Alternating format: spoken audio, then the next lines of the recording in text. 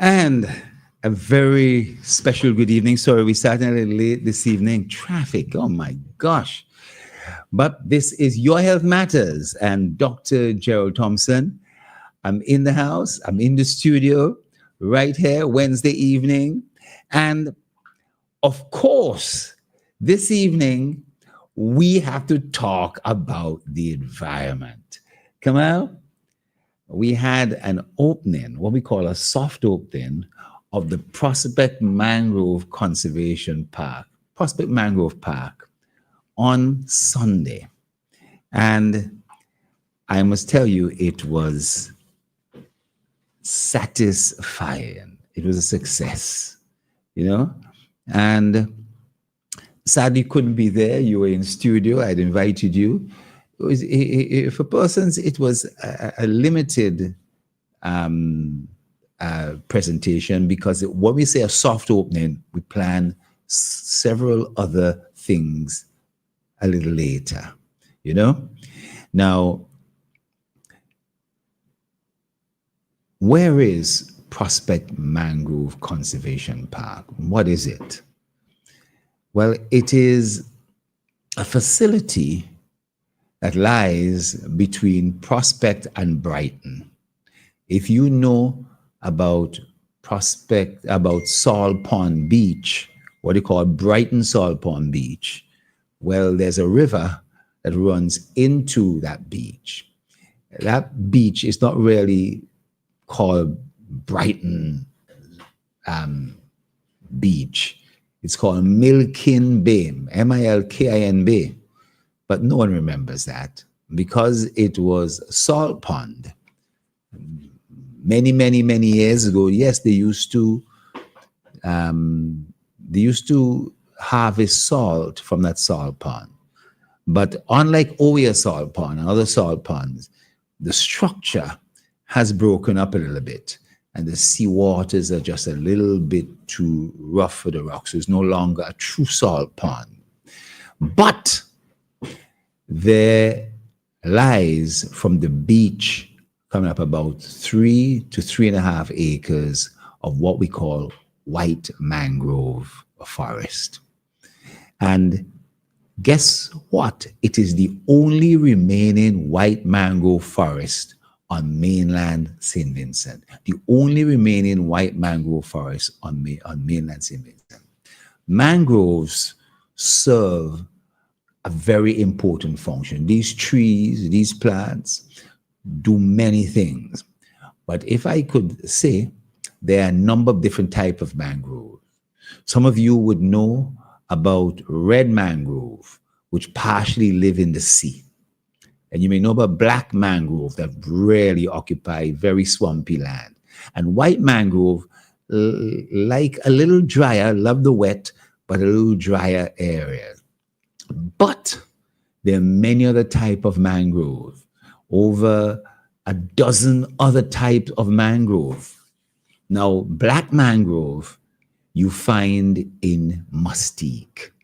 Red mangrove is dominant in Union Island as well as white mangrove. And the only remaining white mangrove forest on mainland St. Vincent. There are places where a few trees are still exist. And even mangrove plants have been taken from the Prospect Brighton mangrove and taken to other places. But the only true remaining white mangrove forest on mainland St. Vincent is at Brighton Prospect. And I'm happy to say that as a conservationist, we have been looking to conserve this mangrove. I can tell you that when I was a young man, a student in medical school, I came to St. Vincent.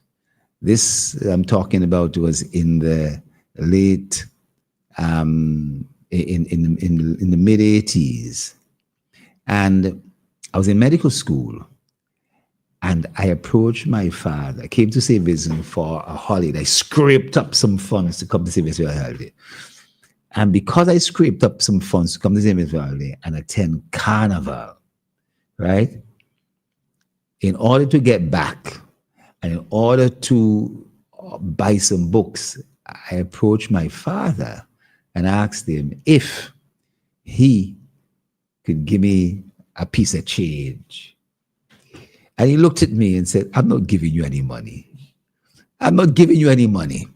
And I was in shock, because he knew that, I was in medical school and so, and he said, nah, I ain't giving you no money. But you know what? I have a job to do. And you seem to be the right person, who could supervise it. I said, all right. My brain said, chichinks. I was going to get somebody. So he took me out to Prospect and said, well, he and his partner, Hudson Soso, and him has just acquired these lands. Actually, there was some 50 acres of land. You understand? And they were into real estate looking to sell land. But there was this area that people call a swamp. And he wanted to drain the swamp. Donald Trump wanted to drain the swamp. Well, he wanted to drain the swamp. And he said he's arranged for a bulldozer and a backhoe to be there. And I'd come at the right time. He can't be out here. And I basically have to manage this. And if I am successful, he will pay me. He will give me a little bonus and so forth. And that was it. Within one day, I had arranged the bulldozer and the backhoe, and I had drained the swamp, all the water from the mangrove. What was, I didn't know it was a mangrove at the time, from the swamp had drained out. And I was ready to claim my money. And the next day I came back, and guess what? The water had filled back up. I said, what is this? For a whole week, we tried, we cut the bit, and every time we pushed out water, the sea would push back in sand, and the water coming down would build up. I walked up, and realized there was a river. The river's coming down, bringing down water and bringing down silt, and the sea was pushing up sand. And no matter what would be done, whether after a day, a week, a month, this was a never-ending type of situation. And I spoke to some persons, and they laughed at me and said, you're never gonna drain that, And we tried every method, and I was an individual who would not ever accept defeat in those young days. But I put my tail between my legs, and I went to my father and said, I can't do the job. Well, he had some blessings on me, give me a piece of change for my effort, and I took off. And it was like 6 months later, I was reading, because this was the late 80s was not a time when computers were prominent. I didn't have a computer. The internet was just being developed, and there wasn't any content or so online at all by any means. More so, there was no Facebook. There was no WhatsApp. There was nothing of that nature. But I went into some encyclopedias, and I found that the trees that were there were very valuable, the white mangrove, and what studies had shown that they do. The mangrove trees are very special. The roots absorb certain toxic chemicals, so purifying the water. The roots of these trees could live in salty water. Some plants can't live in salty water. They must have fresh water. These mangrove plants can live in salty water. And in their leaves, they have a little nipple that basically can sense the amount of salt in the plant and put out the salt under the leaf. If you lick the leaves of a mangrove tree, under the leaves, it tastes salty. On top doesn't taste salty, but underneath tastes salty because it's putting out salt from the thing. But it's purifying the streams that run through it. But the mangrove also are important in other ways. The roots, these mangroves, they intertwine and they serve as a refuge for shrimp and other small creatures in the water. So these shrimp breed and can feed fish. And when rain season comes down and flushes all that out, it provides food for for sea fish to eat. And they love that stuff as it's coming out of the mangrove. But in addition, the leaves of the mangrove not only are able to put out salt, they actually put out a lot of oxygen and they purify the air. They purify the air. And physically, where mangrove are located, you know what they do? They serve as an important barrier for tsunamis and for high waves and for tidal waves. So these mangroves do about three main things. One, they purify the water. Two, they provide a breeding ground. And three, they purify the air. And the big thing that we should know is that physically, they protect the environment from huge waves, tsunamis, and so can't get through there and so forth, and strong winds and things like that. Well, I came back to St. Vincent the Grenadines. I would have gotten into politics and I would have learned a lot more about the mangrove, but really it wasn't until about 2010, 2012, 2013, I started getting really involved. I took over the management of the mangrove from my father. He had had a long-standing agreement since I tried to drain the mangrove with the forestry department. And for 20 years, the forestry department worked along with him to protect that environment and saw him as a conservationist. And I basically fell into that particular mode as being a conservationist too. And for the last, you could say, 10 or 12 years, we have been preserving and conserving and protecting the white mangrove forest at Brighton Prospect, the only remaining mangrove forest here on mainland St. Vincent. I must tell you and fast forward with something. My daughter just completed her master's in environmental engineering. And she basically also, she was supposed to come to the opening of the mangrove. She came a week early and she recorded a speech. And she made, her speech was delivered at the opening on Sunday. And let me tell you something, it warmed my heart. It didn't swell my nose.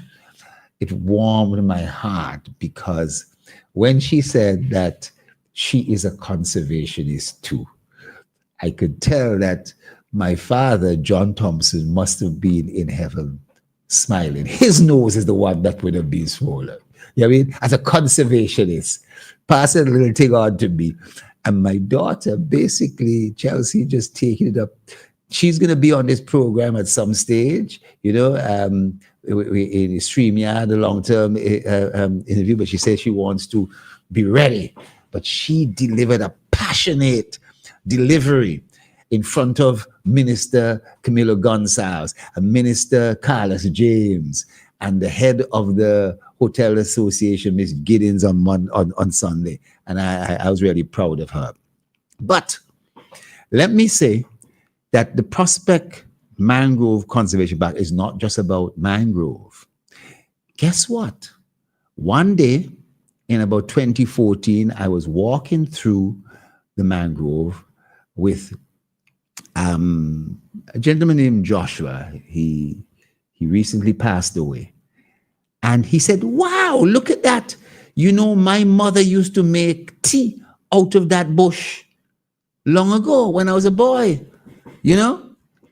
And I saw the bush It was a bush called Devil's Horsewhip. Some people call it man better man, but it was a Devil's Horsewhip. And I looked it up, and yes, it had some significant medicinal properties, but it had gone out of fashion. And as I looked around, we saw there were many other plants with medicinal power. Not only was there this mangrove, but another acre and a half of land that was totally abandoned and unkempt, in which herbal plants were growing up. And not only that, the whole area was a major crab habitat, what we call a crabitat. A crabitat. A crab habitat is called a crabitat. And there were thousands of crabs. Literally, I'm telling you, thousands of crabs. This was the largest crab habitat on mainland St. Vincent. And then you saw a whole set of guava, and I realized that guava loves to grow in wet conditions. You know, guava can grow in dry conditions, by the way, and a host of other plants. The long and short of it is that we now have developed a park that winds through the conservation area of natural indigenous plants and heads down to the mangrove. We've cut a trail along the mangrove to the beach. So you could walk off the beach right into a rainforest, or walk from a rainforest right onto a beach. And the thing is that we did some research and found out that the area was a very popular area for the Caribs many, many hundreds of years ago. But eventually was taken over, and over the last 100 years was a cotton plantation prospect. But we've put in a display on Carib cuisine and Carib culture, the type of plants that Carib, the Caribs never used to eat salt. The Caribs never ate turtle. The Caribs didn't like mommy apple. But the Caribs love guava, tanya, cassava. The Caribs loved crab. One of the favorite dishes of the Carib was crab with tamulin sauce. Crabs with tamulin sauce.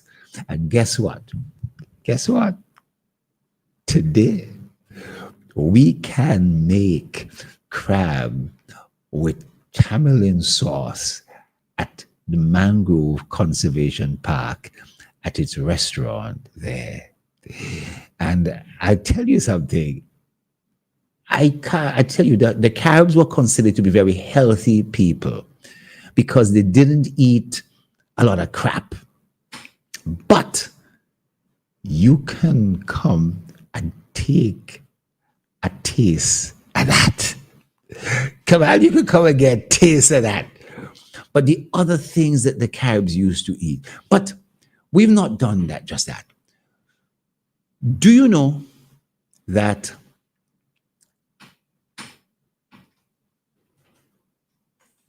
we can celebrate a lot of the different plants that existed in St. Vincent? And when Columbus came to the Caribbean, he was looking for black pepper. He was looking for black pepper. He thought he had found India or the islands near to India. But he himself died before he had found out he had actually found the Americas. Now, he didn't land in St. Vincent, so he didn't discover St. Vincent, for sure. But he found not black pepper, he found chili peppers, because chili peppers had not existed in Europe, Africa, or Asia before. They had been in the Americas. For that matter, before Columbus came, do you know In Europe, they'd never seen cotton before, cassava. They'd never seen cigarettes, you know? They had never seen peanuts. They'd never seen pumpkins. They'd never seen potatoes. I'm talking about sweet potatoes. They had never seen pineapple. Columbus first experienced pineapple in Guadeloupe, and their pineapple was called Pine. He named it Pine de Indies. Pine de Indies. Because pines had existed in Europe, but not pineapple. And I'm saying that all these foods, before Columbus came, they'd never seen corn before. You believe that? You know? They had wheat, never seen corn. Corn, cotton, cassava. You know, it's amazing. These things had not existed in Europe. And a thriving trade took place between the Caribbean and the Americas to ship products back to Europe. But products that they found in Africa and Asia, they wanted to also grow them. They couldn't grow in England because of the weather conditions, so they started bringing them here. We know the breadfruit was brought here. Sugar cane was brought here. Sugar cane is not natural to the Caribbean. But the Caribbean became sugar lands. Do you know ackee, the Jamaican national dish of ackee, really came from Africa, and they brought it over and grew it in Jamaica, became the national dish, but it came from Africa. And what we've done, though, is we have laid out in a section of the park all the foods that came from the Caribbean and Mexico, which is on the same parallel.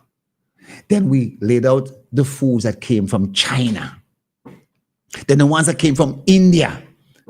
And the ones that came from the Mediterranean and Europe. The ones that came from South America and the ones that came from Africa and the Pacific.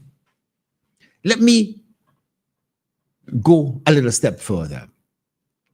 Avocados, bottle gourd, Christophe. These things are indigenous to the Caribbean and Mexico. Let me go down C. I can go down the alphabet. In terms of damsel, you know, damsel is native to the Caribbean. They call it gooseberry, right? Now, and we could go on and on. Morby, soursop, sugar apples, all these sort of things are natural to the Caribbean. Guava, natural to the Caribbean, natural to St. Vincent and the Grenadines. Now for China, things that came from China like noni, ginger lilies, carambola, fast five finger I'm talking about. These that came from India, you know, like ginger and turmeric. All those things came from India, right? As well as curry leaf, neem came from India. Now, the things that came from South America are also in the Caribbean. I'm talking about sugar apple, custard apple, you know, pond apple, you know, all these sort of things. And obviously, what came from Africa would be calabash, tamarind. Tamarind came from Africa. Would you know that? Bananas came from Africa. Some would have come from the Far East. Coffee came from Africa, from Ethiopia, North. You know what I mean? And we could go on, and we've laid these things out. For that matter, here at Mangrove, we've developed a fruit forest with some of the more exotic plants you may know. And I don't want to make you jealous, Kamal, But if you have ever tasted chocolate pudding fruit, or if you've ever tasted cherry moya or atamoya, or if I could tell you about some cuisines that you will shock you, and we do not know enough about the history of plants. Now, that's how things are laid out. But there's another area of natural plants, natural medicinal plants. You know, I would be interested in medicinal plants. We're going to take a break and we'll come back to that and I'll talk to you a little about this. People's Pharmacy, for all your pharmaceutical, skin and body care needs. Located on Grenville Street in Kingstown. They open 8 a.m. to 8 p.m. Monday to Saturday. Call them today at 784-456-1170. People's Pharmacy also stock vitamins and supplements, personal care items, toiletries, children and adult pampers, and much, much more. And of course, get your prescriptions filled by a friendly and professional pharmacist. People's Pharmacy. Come in today and let us serve you. Yes. Now, there's a medicinal section, and we all know about aloes. I've got to tell you, aloes is not native to the Caribbean. You know, aloes would have been brought in, but the Caribs used it, you know. But there are some important plants. If you ever hear about malome or Congolala or DKPI, you'll be shocked about the use of these things. Dandelion, right? It grows here in St. Vincent. The medicinal use of these plants are phenomenal. And people more know about seed on the leaf and bud in the eye and part of man life. But you have to get into another plant called Zebra Peak or Albert Bitters. And we could go on. And these things are all on display for people to see. Kudzu root. You've heard of kudzu root, right? And they've proven so much medicinal properties from kudzu root. And these things are on display so that you could recognize and you could learn about and you could, in your own way, you can definitely make a recognition so you could use in your own yard as prescribed. Some plants that were once considered to be of medicinal property have shown that they have some other toxic substances in them and that they're not the best things to use. So one has to always be careful with these things, and taking too much of it can cause many problems, you know? People might have a headache. They're told to take 2 Tylenol tablets in the morning, one in the afternoon, one in the evening, but you take 10 one time. You know what I mean? Because you think you have a big headache, and therefore 10 would knock it out straight away. You can't do that. You can't do them kind of things. And same with medicinal plants. You can't boil it up and then drink the whole thing. You know, that'd be portions and a lot of things people don't know about these things. But I want to point out that Prospect Mangrove Conservation Park is available for tours, and that we will be having a number of tour guides. From time to time, there's a young man who will be available to do some tours. His name is Gerald Thompson. You know what I mean? But we would have other person there, you know. There will be some sort of service fee because maintaining these sites. You see, Prospect Mangrove Conservation is a wetland. And every year we lose a number of plants. Can I tell you, last July, Hurricane Beryl literally destroyed the park. It crushed a small restaurant we were building. We have to build it back. And it destroyed 200 plus mangrove trees. It destroyed a lot of the fruit forest, and it did so much damage, it's unbelievable. But we didn't give up, you know? And it's really, very happy that we've been able to come back and now get things to this particular point. But we also are conserving. Conservation means a lot of things. Conservation is not just the conservation of the external environment, it's also the conservation of your internal environment. What about inside your body? What are you putting into your body? What are the toxic chemicals, the toxic foods, the foods that have toxins in them you don't know about? Or the other things that we do to our inside of our bodies. We spoil it, we rip it out, we do all kind of things. And there's lots of advice from a medicinal point of view on what you can do, how you could improve your thing at the park. But we're also about the external environment. And it's not just conserving the plant life like the mangrove and the DKPE and the devil's horse whip and the this and that and the other. It's also about conserving the wildlife. The amount of iguana and manikou out there is unbelievable. We have red-footed tortoise. And I've mentioned already that it's a crabitat. But guess what? We now have a koi pond. You would see these colorful fish out there, beautiful fish in a pond, swimming, and they're a joy to watch. And right next to it is a large cage about the size of this studio where 10 parakeets are enjoying their life. And you could go watch there. We don't have a parrot, but we have parakeets. And then outside of that, let me tell you, every afternoon, a black hawk comes down and lands on one of the footbridges as if it's thrown and stays there for a while, surveying the environment, as if it's in charge, as if it's the king, as if it's like King Charles, you know? And then it flies off. But it stays there 5-10 minutes, doesn't eat anything, or so it just lands there, you know?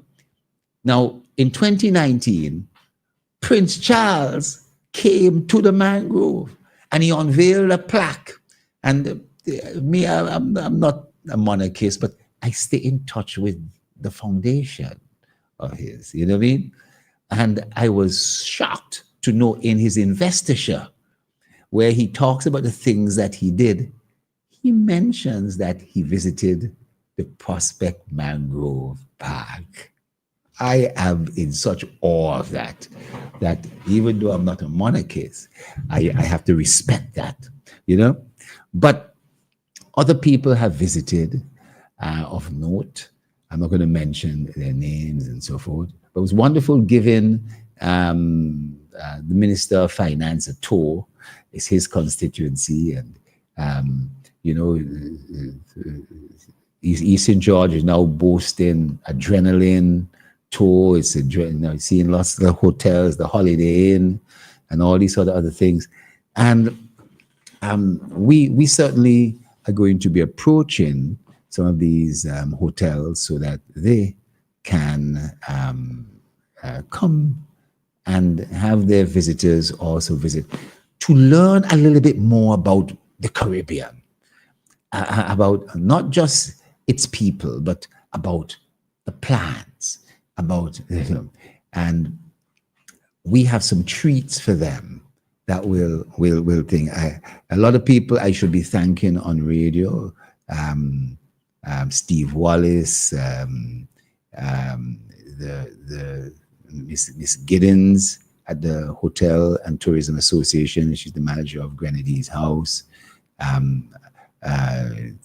Paul Cyrus, who lent us some of his plants. He's right next door. He has lots of palms and so forth.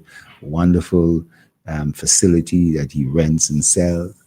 And number of people who on Salt Pond Beach, you know, and this is a real wonderful zone that's developing there.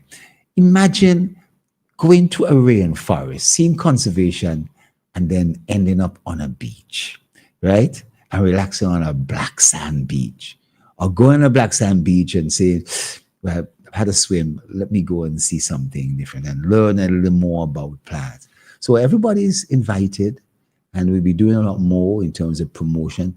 We are looking to change behavior, people's behavior in terms of what they do and how they see the environment, how they see life. And I'm saying again, not just the external environment in terms of energy, in terms of plants and so, but also their internal environment, what they eat and how they eat and so. And we haven't had any calls on this. You know, we're open for calls. We be promoting how people could actually come and visit. Number of people have been emailing and texting how can they do, and we would get our brochures out to them. But it's going to be a while. I just have one question. Is it an area where you can host events? Well, there is a section of the park where we make available for the hosting of events. We've had close to about 10 or 12 weddings at the site. Last year, Hyroon Company had their annual dinner there at the park.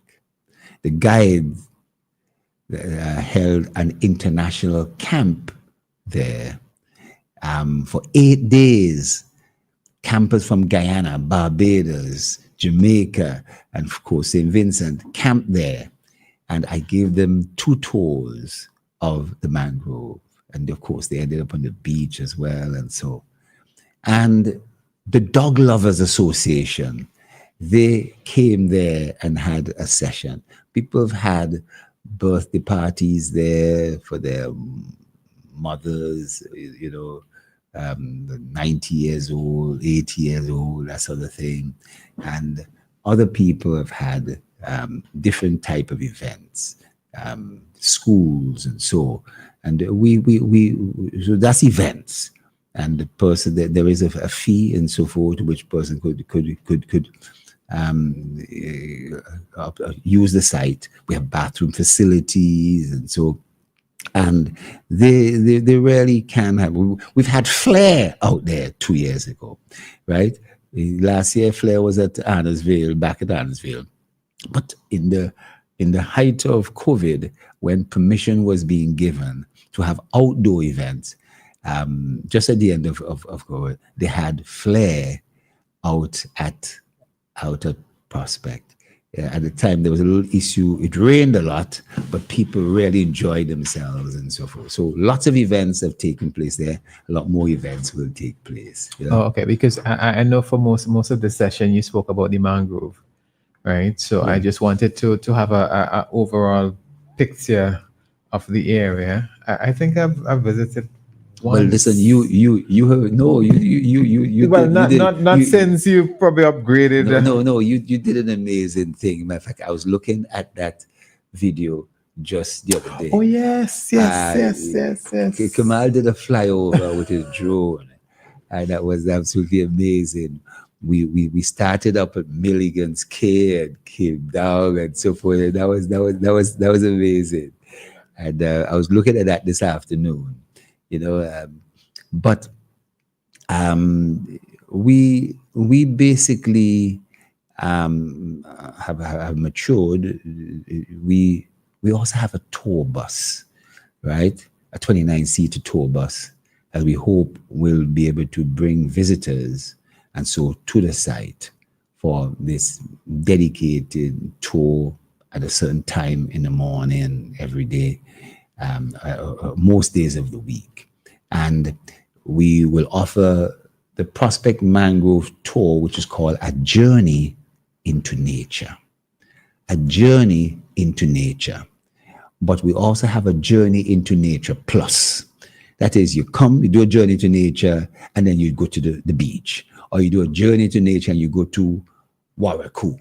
You go to another site at the same time. You know what I mean? We basically can mix it up and partner, or you do a journey to nature and do an adrenaline tour. We haven't discussed that with them, but these are the sort of things that we can do, Before we run out of time, you did mention that the mangrove is connected where you can just walk over to the beach. Yes. Is how do you deal with access? Well, you deal with access. You know, As in terms of, can anybody just wander over into the mangrove? Or well, you know, the thing about it is that we are at a stage that we are now, we've been developing the site, lots of setbacks, 2 steps forward, 1 step backward. And we're still into a promotional and educational. We're mainly educational. So we are not about fences and barbed wire and about restrictions and so forth.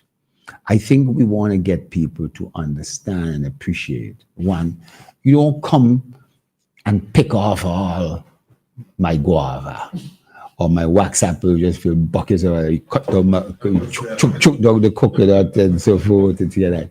You don't do those kind of things. So the new fruits that we have, you don't pick off all because some people say, "But isn't this a government thing? We could just take it." No, it's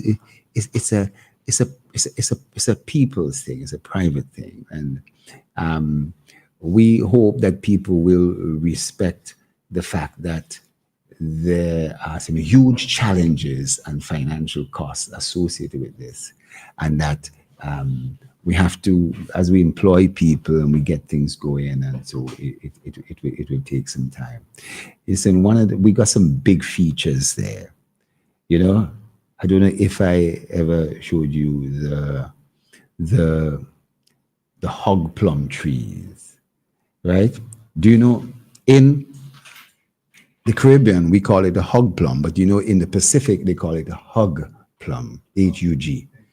And they say, if you hug this tree, it's an ugly tree, it's a real ugly tree. If you hug this tree with all your strength and all your might, and your eyes are closed, and you believe in it, your dreams will come true. You know? At the same time, we have a 1,000-finger banana, you know? I mentioned cherry, moya, and black chocolate pudding fruit. If you ever see cane fruit, it tastes like sugar cane, but it's not sugar cane. You understand? And then the smells and the scents. We've coined the term short steps. This tour is going to be an experiential one. So the scents, the aromas, that's where S starts. And then short step, O is ocular, seeing things, the colors, the bright colors, the dull colors, the shadows, this, that, you know, that's O. And then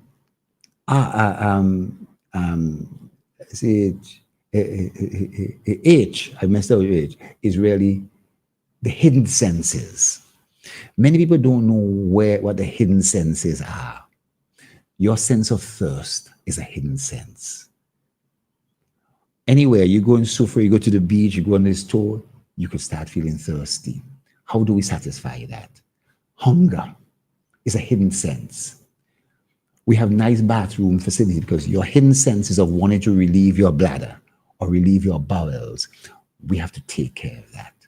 And then there's there are other things, as I said, short step, S as in sense, H as in hidden senses, O as in ocular, and then R is redolence, the memory of sense. And some other time I'll talk about that, the memory of sense, because there's something called a garlic vine, right? You smell it, it smells like garlic, but it's not garlic. But it's the memory of that scent, and that's called redolence, you know? And then R and then T is taste. I mean, we have 7 varieties of guava out there. And the cherry guava and strawberry guava.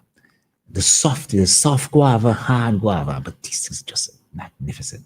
We have cherries and so forth. Suriname cherries, other cherries, black jam cherries, falsa berries, all kind of different cherries. Tantalize your palate, the taste. And then steps is the sounds. Start with S. S-T-E-P-P-S, sounds. The chirping of the parakeets, or the fish every now and again coming up and splashing, you know, or just light rain. as it comes down, or the bamboo and the trees just hitting against each other. These songs are amazing, right? And then short step, ST, I mentioned taste, right? And E is really about being enlightened. And I was telling you about sense. Do you know the two P's? There's a sense of purpose. The sense of purpose is the P. It gives you that sense of purpose being out there. It enlightens you, but you get a sense of purpose. And then you can find a gazebo, a bench. You can find a chair, a deck chair, a tree house, somewhere you could sit down on your own or with the person you're with and just relax and get a sense of peace, right? And of course, the last S is the stress relief, you know? So those persons who basically, the short steps that you take, right, at the thing all lead, whether it's short steps to the restaurant or whether it's short steps to the Carib display or short step to a guava or wax apple tree. You know what I mean? Now, out there, we have plum rose, of course. Plum rose is a red plum rose. And there's white plum. You know white plum rose. Have you ever seen yellow plum rose? You know about soursop, green soursop. Have you ever seen yellow soursop? And sugar apple. You've seen green sugar apple, you know, and the pegs. And I'm sure you've seen red sugar apple. Have you seen yellow sugar apple? Yellow sugar apple. And of course, dragon fruit and all these other things, you know. There are these fascinating things in life. But what pleases me, as I said, is sampling some of that, well, in Carib style, a crab beat. We take this last call quickly. It's over. Hello, good evening. Yes. I don't think I'm hearing. Did you lose it? Hello? Doc? Hey, Dave, how are you? Well, I missed most of your program, but I hear you talking about green and red and yellow. Is this, what kind of thing is this all about? Soursop? What political colors apply here? Anyhow, I miss you, so I just called to say good night. Good anyhow. night. Thank you. That's all right. That's okay. That's all right. You know, it's amazing. The other day, I was talking to somebody. I think he's finished. David gone? I think he's gone. Yeah. I was talking to somebody the other day, and they told me that Ivan O'Neill, who had the Green Party, that we all know he died. Yeah? Yeah, the Green, you know, the Green Party leader, Ivan O'Neill, had died a number of months ago. And I think he had a burial in Georgetown that wasn't advertised, wasn't promoted, in which there was about 50 persons. And that his family members specifically didn't want it to be promoted or anything like that. But that other family members did want it promoted. And nobody knew. And I used to always see Ivan and chat with him and so forth. And that surprised me. But there's no longer a Green Party. So Dave, I just want to say that no, the Prospect Mangrove is predominantly green, but it's also blue. And it's also yellow, and it's red, and it's also pink, and it's also many other colors, a nice kaleidoscope of colors that we shouldn't take at the political level at all. It's about nature. And different shades of green, the shades of grays, and different shades of brown are beautiful. And that we should really celebrate them. And that at some point in time, you know, there's a plant called the insulin plant, Dave. that in Peru, where they can't get insulin and so forth, they use this insulin plant to control their diabetes. It has a substance in it very similar to insulin that helps with the control of diabetes. So with that, we've come to the end of the program. And those persons, you may hear a lot more about the Prospect Mangrove Conservation Park, Prospect Mangrove Park, PMP. And we wish you a healthy, environmentally conscious time in life. And if you want to enhance that, you could come to the Prospect Mangrove Park. This is Dr. Gerald Thompson signing out. A very good evening and good night. People's Pharmacy, for all your pharmaceutical, skin and body care needs.